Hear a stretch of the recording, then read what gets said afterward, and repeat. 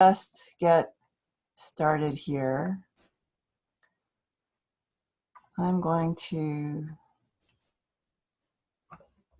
go to the next slide. So this is welcome to the Farm Host, Hospitality on the Farm.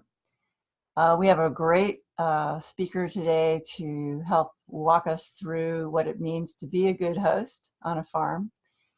And I am Scotty Jones. I am the founder and executive director of the U.S. Farm Stay Association. I also am a co-owner of Leaping Lamb Farm and Farm Stay. We opened our Farm Stay in 2006, so I have also been hosting guests since that time. My contact information is here. It will also be on the last slide along with Scott's information. Just a little bit of housekeeping. So Zoom does offer you the opportunity to interact with us. And because Kate's not on here, I can see, oh, good. Oh, Penny, thank you. So Penny says in the chat that she has faith with me that we will get through this. I will be on chat a little bit, but it's hard for me to do chat and talk at the same time or listen to what Scott has to say. There's a Q&A that you will see if you scroll over. You get a bar at the bottom or the top, depends on your screen, and that's where you can ask questions. We will take questions at the end, but you can type in questions at any point. We will be answering the questions verbally. All of your microphones are muted other than mine and Scott's, just to keep this really simple. There is a short survey at the end of the webinar, so don't exit really quickly because that I need for my grant feedback. This is a grant-funded webinar. And we will be posting this on the Farm Stay USA website within 24 to 48 hours. It will be in the Farmer's Guide in the members only area. If you are not a member with us yet, you can sign up. It doesn't cost anything to be a farm member, and then you have access to all of our member-only information.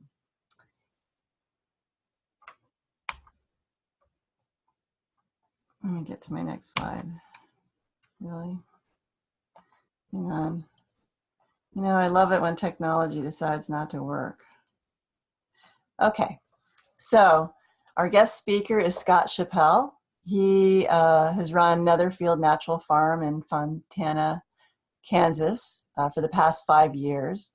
His background is in hospitality and food service. You know, he grew up in Kansas, but he spent nearly 20 years in DC, Washington, DC, managing retail stores and restaurants, most notably the Body Shops in Pentagon City and Georgetown, and also a popular seafood restaurant, Grillfish, in Foggy Bottom. He and his partner, Matt, are currently working on opening up a second farm stay bed and breakfast location in a nearby town of Paola, and I may have mispronounced that, to expand their business and promote their farm. And I should say he's also running for city council. So welcome, Scott. He's now going to take over the screen as long as all things go well. And he will walk us through hospitality on the farm. Go for it, Scott. Okay. This is acting a little strangely. Let's see. Don't know why that is there.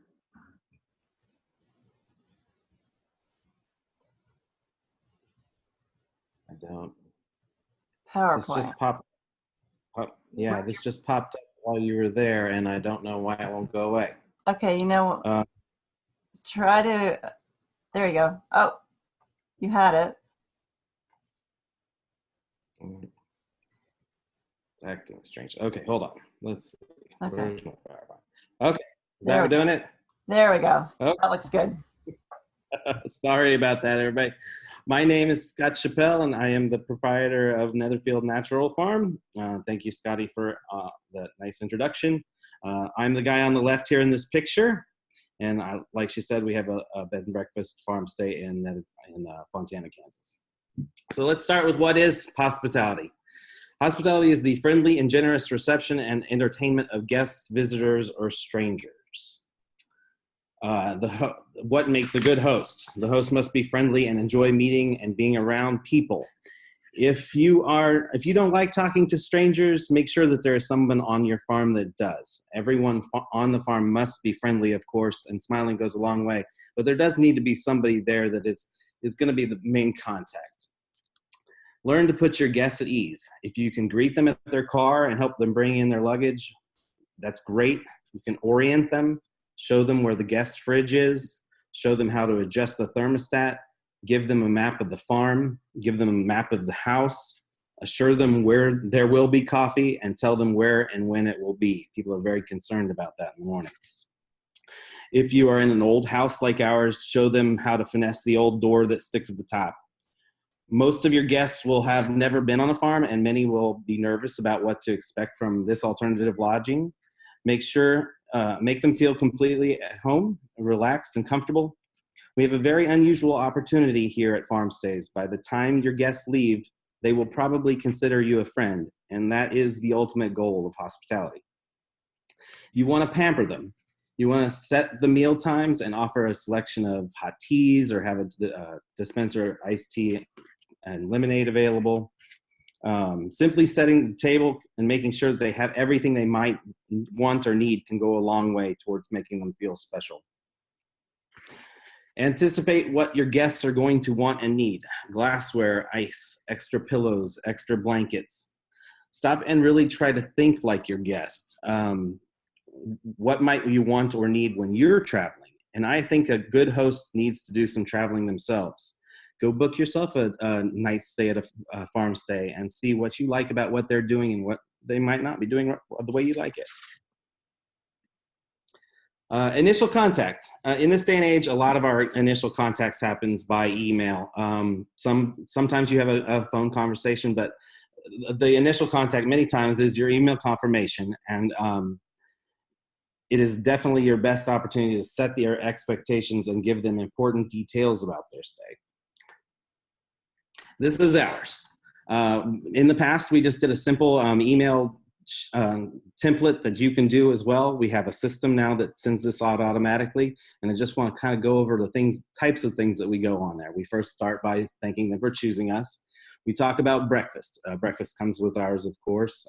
We do call ourselves a bed and breakfast, and we tell them when it is served. Breakfast is served at 8 a.m. We tell them about dinner. We serve dinner for $35 per person, so we encourage people to eat here as well. We're out in the country, and there's no other place to go eat, so I'd say 95% of the people do have dinner with us as well. So we re-mention that so that they can set that up ahead of time. We tell them how long in advance we need to know that to do that upgrade. We tell them when the check-in times. We say between 3 and 10, but please understand we are serving dinner at 7. Trying to discourage them to not show up right as we're sitting down for dinner. But sometimes that still happens. People, they arrive when they arrive, and you kind of have to roll with it. That's part of hospitality too. Checkout time is 11 a.m. One of the things we do here is we ask people to be out of their room by the checkout time, but we tell them that they can stay on the farm if they want to. If they want to spend the rest of the day, we have a pool here and we have lots of grounds for them to do. We let them stay as long as they want. It's never been a problem. Most people, just stay a little while after or whatever. But as long as they're out of the room, we're able to clean the room, and it's a hospitality feature for them, and they're not in our way. We talk about alcohol. We don't have a liquor license, but people want to have wine or whatever with their dinner, so we allow them to bring it. We talk about our cancellation policy. We give them directions here. We also make sure we have contact information. The guest booklet. This is something that we have found to be very important and a great hospitality piece that is very good to orient your guests. And on the next slide, I'm going to show you ours. But by no means feel that you have to do it this way, and you can do it much simpler, but this is how we have chosen to do it. On the left-hand side is the front of the thing, and the top right picture is inside. And you can see there's a blank space there. And what we do is we get a bunch of these printed every year, and we get all the stuff, the information that doesn't really change much printed. And then if you see in the bottom right-hand corner, you'll see a picture of it after we've printed it. So basically what we do is we send it through our printer, and we have the information on that left-hand side that gives information like the Wi-Fi password that we can change, or it gives information about what's going on the farm. Animals come and go, and so we try to keep that updated. And so we can do that on a case-by-case basis. Every time we have a guest come, we can print new stuff. But we find that's a great way to do it. So if you see, we have meal times on there. We have the kitchen rules and the barn rules. We have a bar area in our barn, and we have that sort of tells them about that, and our pool and hot tub rules. So just the static information can be printed ahead of time, and then you can print directly on there. Now you could also just do something that's static as a booklet, and then add some information by sliding a printed piece in on it at a time. All right, getting ready. A huge amount of the work you need to do happens before the guest sets foot on the property. And you may not think of that as hospitality, but it is hospitality. You want your guests to walk in to their room and have everything they need without asking. It's really important that it's the without asking part of the thing. They don't want to bother you. And if they have to bother you, then that's not being exactly hospitable. You want them to have everything that they need ready to go. And we do that by using lists. I've worked in restaurants for a long time, and I can tell you get tired of lists sometimes, but they really are effective. It sets your standards, set your standards, and make sure you check every room for every stay. Consistency is very important in hospitality. People want to get the same experience when they return, and if you've done the job well, they will return. And I'll just kind of point out some things on our list here. This is exactly the one we use. At the top, you'll see our codes for our rooms. We have WE, JR, MA, and BE. That's the names of our rooms. William and Edna, Jesse and Rhoda, Mary and Bert. We named our rooms after the original family that built our house in the 1880s. And it's just got a list, and it's got exactly a checkbox for every one thing we need. So if I need 2 body towels in the William and Edna room, it's got 2 checkboxes. And you can see it, you just go on down the list. Everything from body towels to making sure the curtains are open, the lights are on, the fan's on. You see down at in the toiletries and miscellaneous. One of the things that we do is we put earplugs in all of our rooms, because a lot of the people that stay here have never been on a farm, and farm noises can be a little bit, it can wake them up. So, dogs bark and chickens start crowing at 3 o'clock in the morning. So we just have earplugs for everyone in their room. But you can choose to do what you like. But I just want to emphasize that it's very important to make sure that you have a list, and you make sure that you keep your rooms ready to go. The welcome board. With a little chalkboard paint and a blank wall, you can welcome your guests and also have their names handy for when you forget. And I will tell you, you will forget. Yeah, when you first start, it might be easier because you have less guests, or you're concentrating more on what they're doing. But we've been in business for 5 years, and we have people coming and going, and we can't remember all their names. So it's a really nice thing to just have on the wall. And when you're talking to somebody or you just can't remember, you just glance over and they don't know you're doing it. And they take pictures of this when they come in. They're very excited to see what the menu is for the night and to see their name up there. If you're offering meals at your farm stay, like we do, be certain to ask your guests ahead of time whether they have food allergies, dietary restrictions, or strong dislikes. It doesn't do you any good to make food that they can't or won't eat. And it can actually add a lot of stress to your life if you're at the last minute being told that they can't eat something because of an allergy, and you're trying to, come up with something on the fly. It helps you and it helps them.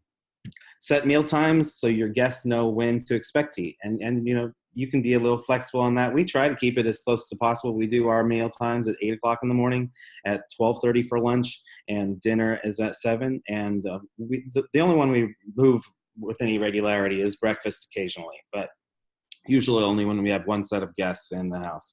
When we have a crowd, we try to keep it set so everybody's at breakfast at the same time. Whenever possible, try to buy from your local farmers like yourselves. And that's not really a hospitality thing. I just think it's important.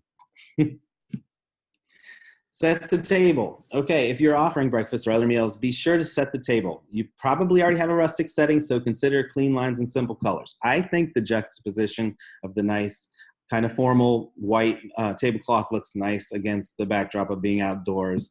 But if you're doing it inside, you can do it any way you like. But I do think it's important to have all the utensils on the plates or whatever you have, glassware, ready for them to go. I think it looks nice, and I think it goes a long way towards making people feel special. Dealing with unhappy guests. This is a part of, this is the not so fun part of hospitality. And what I can tell you is that you need to listen carefully and put yourself in their shoes and really make sure that they know that you are understanding why they are upset about something. Repeat back their concerns so they know you heard them. Come up with a way to fix the problem. There's always a way to mitigate the issue and learn from it. And I was going to give an example. An example that we had, when we first started doing this, we had taken a reservation. We'd gotten a reservation through an email. It was an automated reservation, and I had somehow missed putting it on our calendar system. It came in, I didn't see it, whatever. So our guests showed up. We didn't know they were coming. The room that they were supposed to be in was already taken. And, we just sort of, what we had to do, though, what I had to do, and I think is important, is just level with them. Be honest. Tell them what happened. And then what I did to fix the problem was I offered to make dinner for them for free. And they were very happy with that. And they weren't upset that they had to stay in a smaller room. And they actually have come back twice since then. And the last thing is to learn from it. And I think that's very important too. Afterwards, Matt, my partner, he started getting a copy of that email too and making sure that he double checked that all that stuff ended up on the calendar. And so far since then, we haven't had that. But I think that's an important thing. You're going to have things go wrong, and don't let that get to you. Just try to figure out how you're going to make them happy. Sometimes you're going to have to refund some money. Sometimes you might have to try to find another place for them to stay. But just make sure you're doing your best. How do you balance farming and hosting? Set their expectations ahead of the stay. Make sure to schedule breaks and days off for yourself. We are in our 5th year actually, but on our 3rd year, we got way too busy. And in June and July, we only had 4 or 5 days without guests. And I just want, after that, we learned to make sure we scheduled breaks for ourselves, make sure that we blocked off things on our calendar to make sure that we didn't get in that situation again. There's way too much, too many days in a row, and it's really hard to be a good host if you're cranky. So make sure you don't do that to yourselves. Consider bringing in some help. We have 3 local high school students that work for us. They do mowing, weeding, watering, hosing down the patios, chores, sweeping, mopping, changing sheets, and cleaning bathrooms. None of this stuff, some of these things you can do, you don't want to do yourself anyway, so why not find somebody else to help you with it? Social media. Social media is probably not the first thing that you think of when you're talking about hospitality, but I think it should be, because people want to share what they're doing, and a farm is something new and exciting for most people. That's why they're coming up with a fun way for them to help share is fun for them, and is an excellent way to get others to help you market yourselves. And what we started doing kind of by accident was an American Gothic photo in front of our house. We started with my nieces, and it kind of has taken on a life of its own. And I think it has really helped our business. People see pictures and they make reservations because of it. We've had a couple come and announce their pregnancy with the pitchfork picture. They came and stayed, and then they made signs to announce their pregnancy. We had a couple come to announce their marriage engagement. And last weekend, I had a couple come and say that they'd seen it a couple of years ago by a friend, and she mentioned who the friend's name was, and I did recall the name. So they see the picture, and it becomes an idea in their head, and they actually hold on to it for quite a long time. So make yourself something fun and entertaining to do with social media. Reviews are very important too. This is one of our reviews from TripAdvisor. When someone takes the time to write a good review, make sure that you respond and thank them. As you see, we have one here, and my response is just thank you. We have always had a great time with your group and glad you were able to come this time. We hope to see you again in July 2019. They're taking time to do that, so it's good to respond to, and everybody else can see these responses too, and I think they like to see that the owner is a part of it.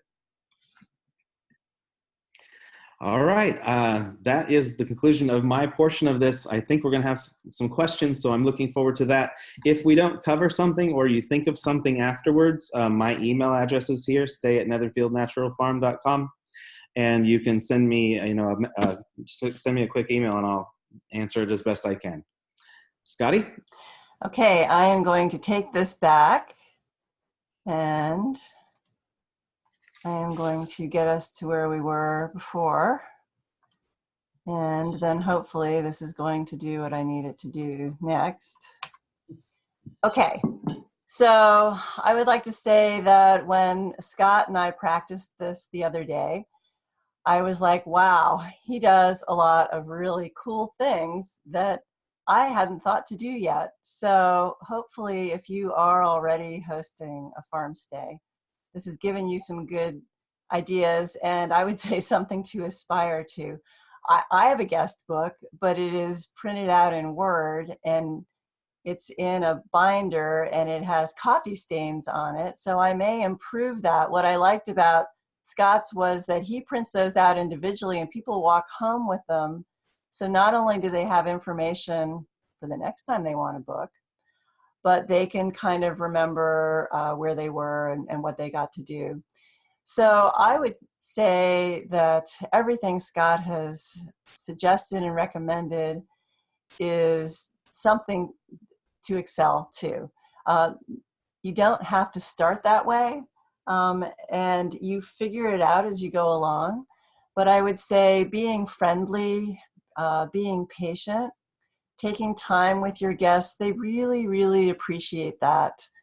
And it is the little things that they remember. So I have a picture up here. I always send a handwritten card to my guests after they have left with the funny little, thank you, because we do sheep. And I think people don't get much mail these days that isn't actually advertising something you don't want. This is a thank you note, and in the olden days, we all wrote thank you notes. So that's something that I know my guests have commented on before, but it does take time. But it is just the little things. And you are already a rock star for your guests before they even get there. So I say kind of prove that when they do arrive. And hosting is different than farming. And so Scott knows that really well. I know that really well. Those of you that are on farms know that really well. And I just want to add one kind of funny thing in that my husband is a very friendly person. He is not the host on this farm. And when he sees guests coming towards him, if he can, he will hop on the tractor. But if they corner him, he is very friendly. So don't expect that everybody in your family is going to want to be a host. And I think what Scott said at the very beginning is that there only needs to be one person who is there for your guests. Yes, you need the people to help behind the scenes to make sure that everything is clean and filled and you have everything that you need. But if you can have that one friendly face that greets your guests, you have gone a long way to being that host that our guests are looking for, and maybe a little romantically, but there's nothing wrong with that. So with that, there's one other place that I wanted to point you to. On the Farmstay USA website, there is a part under the farm members only about hospitality. And I have 3 links that will take you to university training programs, basically for customer service. And they're basic, But if you've got staff that you're bringing in that really have never had any customer service training before, these all have really good checklists and outlines for how to train your staff, and also questions that you should think for yourself. So those are there. This this will be a video, this webinar, so you'll also be able to have access to that as well. And then I think that's it in terms of what we have for now, but I know that there are potentially questions. Oh, there are no questions. Oh, you guys need to ask questions, because we'd be more than happy to answer them for you. Scott is also, he needs to unmute himself so he can actually talk to you. I'm here. There you go. Because we can talk back and forth here and answer any questions. And okay, so Questions are coming. I can see Kara is just saying hello. Hi, Karen. Okay. Oh, here we go.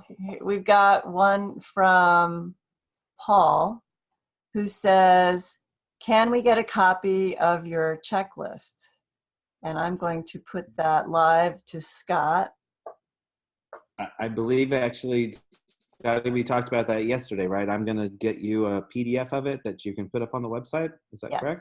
Yes. So we will do that. We're going to take a copy of that, and maybe we're also going to ask Scott for a copy of his guest welcome sheet, just so that you can see a template, kind of what it looks like for the kinds of things you might want to include. And I would say that in my guest, I call it farm facts. And I'm not sure if Scott has this in his, but I also talk about things like, if a gate is open, leave it open. If a gate is closed, leave it closed. If you see yellow jackets coming out of the ground, that's a hive, stay away from it. I also have something, depends on if you guys have dogs or not, but I have a specific part in my book about how to greet a dog on a farm. And that is not face first. I don't have any dogs here anymore that I allow to be around my guests, but think of the kinds of things where you want your guests to not only feel welcome, but also to feel safe. Okay, so Kara's asked this question of Scott, how do you handle guest check-in when you're off property or tied up on the farm? Thank you. I think this is a really good question. We actually have somebody who's here, at least in the house, to check people in, but I don't think that you need to be in this day and age. In our second property that we're working on opening, we are automating a lot. So we are giving people a code to get in the door, and we're putting codes on people's doors to their room. So I think it would be okay to handle that in the email, in your correspondence before they get there, and just say, if we're not on the property to greet you here, we'll leave your guest booklet here and your key here if you're doing a key, or if you have a code, your code here. Your room is such and such up the stairs at the top of the stairs, and give us send us a text message or something like that when you get in, and we'll head back when we get a chance to meet you. Scotty, what do you think of that? Yes, I was going to say, I let guests know when I am not going to be here, and that they can check themselves in. We don't actually use locks on any of our doors, and where they can go until I get there and can give them a tour. And guests don't seem to have a problem with that, as long as they, can check in. Every now and then there have been times when I just leave a note on the table saying, hey, I'm out in the garden, or I'm out in the field, or I'm chasing down some sheep. I'll be back in a minute, kind of thing. So I think that works pretty well. So we did that one. Kara, and let's see, Kara, I didn't do this the right way, so I'm not sending you anything. I'm just dismissing this. So the next question, so Paul was asking, the PDF will also be your guest book. So I can send those to Patty as well. Yeah. Okay. Yeah, we'll make sure that anything that Scott shared, that we can and we'll have it on our website on that page that says hospitality. So Tina wants to know, how many rooms do you have, Scott? By the way, she loves the earplug idea. So do I. Good.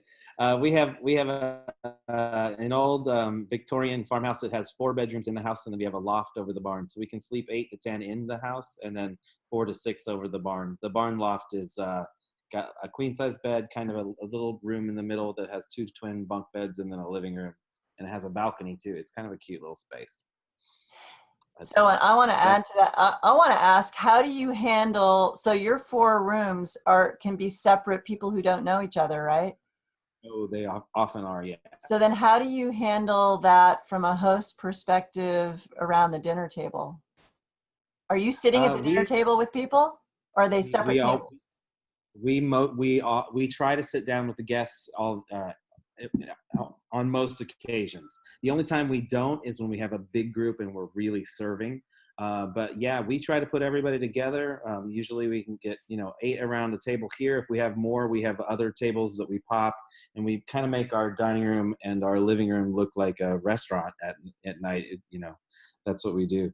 But or we put people outside. But we try to put everybody together, and we sit down with them and keep the conversation going. And that really, I think people are always a little nervous about that at first. But if you're good at keeping the conversation going, they get to know each other, and it's all part of the experience, and they seem to like it.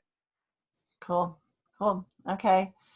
Paul, do you have the Danger Walk topics? Okay, so Scott, I always talk about it as the Danger Tour. Do you give a tour of your farm? I do. I don't actually go out on the farm with them, but I do know what you mean by that. And I think I sort of missed a little spot in my thing. I do talk about opening and close, making sure to open and close the gate. I tell them where are off limits. When we have cattle, I tell them where they are and not to go through that gate. I also just kind of give them a tour of the house. And I also do a thing where I talk about fire extinguishers too. We have a 130-year-old house, so I don't want to be the person who owns it when it burns down. So we have extra fire extinguishers. We have them in every bathroom in the house. So I make sure to point those out on my tour as well. But yeah, that's what I do. Scotty, what do you do? Well, so in the house, we do have a landline. So I talk about 911. I do talk about what would happen in an emergency. And you know what, Paul, we can come up with a list of what those topics are, because I actually take them. So I walk them through the house first. I do point out stairs. We have some stairs that are dangerous for little children. So I do point out where the child gates are. And then I do take them on a tour around the farm. And that's really my danger tour, where I point out things like the hayloft, the creek, the animals. And can certainly make up a list of what those topics are. And Scott and I can get together and we can kind of sort that out for you. And then we'll post that as well, so that you can see what kinds of things we cover. Okay, this is for you, Scott. Do you set a formal meet and greet between guests? Nothing formal. Like I said, when we sit down for dinner, there's always, I introduce people. If I see people coming into the room that haven't met each other, I usually stop and say, oh, here's so-and-so and here and so-and-so. And that's another instance where it's nice to have the blackboard that I can see real quick. But we don't do anything formal other than when we sit down, we have conversation. Right. And so we have 2 different places. So I really fumble on names, especially when I'm put on the spot. So I try to let my guests introduce themselves to each other. If I can remember names, I do that. But otherwise, our guests are all pretty good about like, hi, I'm so-and-so, and like that. Okay, Penny wants to know, what has surprised you most about hosting guests on your farm, Scott? Oh boy, what has surprised me most? Gosh, I don't know that I can think of anything off the top of my head. In the beginning when we started, we didn't do dinner. We just did breakfast, and it it was surprising to me that that was something people really wanted. And I don't know how it is for everybody, but that was something we had to add right away. And I don't know if we would have survived without it. We really, it is a big part of our business. But as far as what surprised me most about my guests, I just think, I have had, I would say in 5 years, we've had 99.9% positive experience. I've never had any really bad times. So I can't think of anything like that either.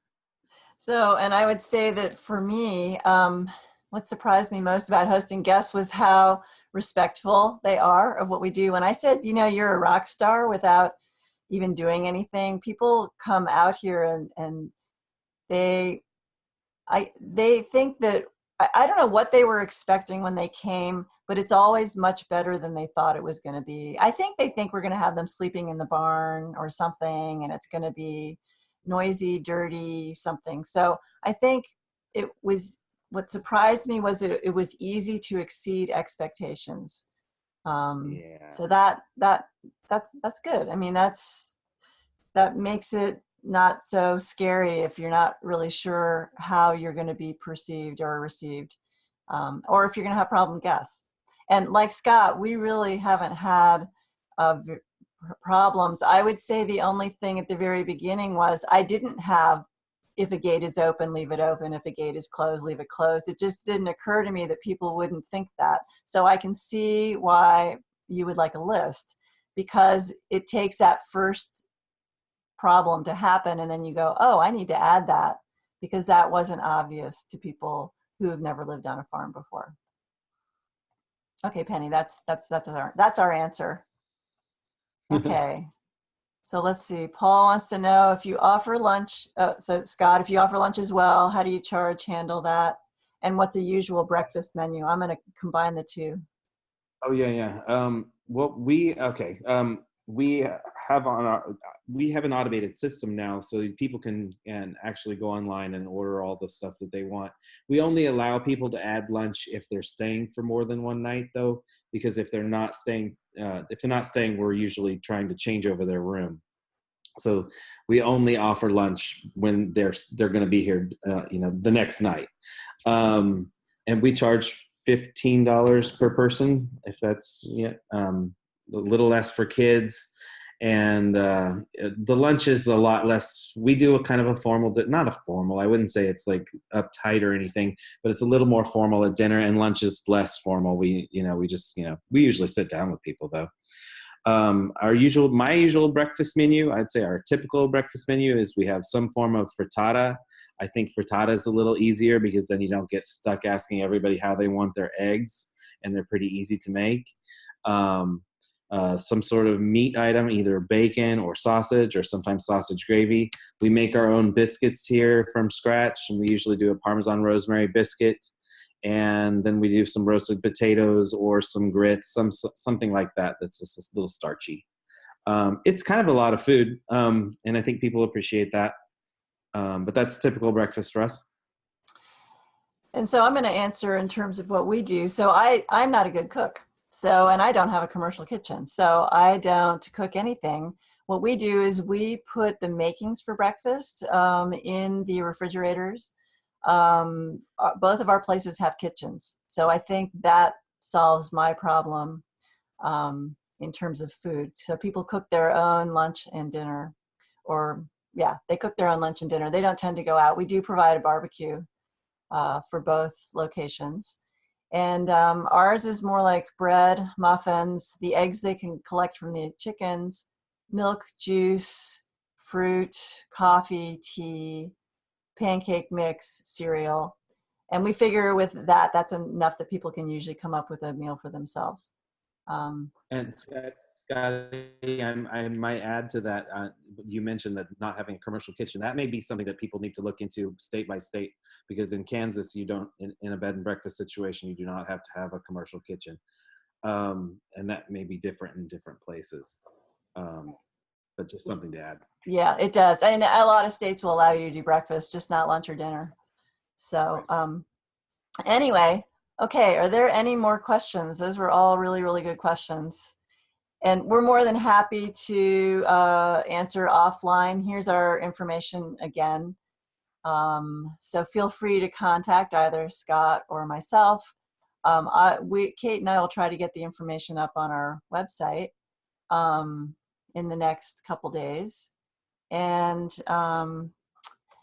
we do have some extra, I can't get to my next page, what's going on? We do have more webinars coming up, and they will be about accommodations, 1-star to 5-star. I would say that Scott's along the 5-star. I'm probably 3-star. 1-star might be camping. And Willow Witt's going to talk about that because they do all of those. And so you can see our future dates. We hope that you will join us for those. Like I said at the beginning, there is a survey. So before you totally exit out, if you could fill that out, that would be really great. And I appreciate you spending this time with us on a Thursday morning, which is probably really busy on your farm. Thank you very much. I am going to figure out how to end this webinar, and we will talk to you next week. Actually, it's not 2 weeks, so just next week. But okay, thank you very much.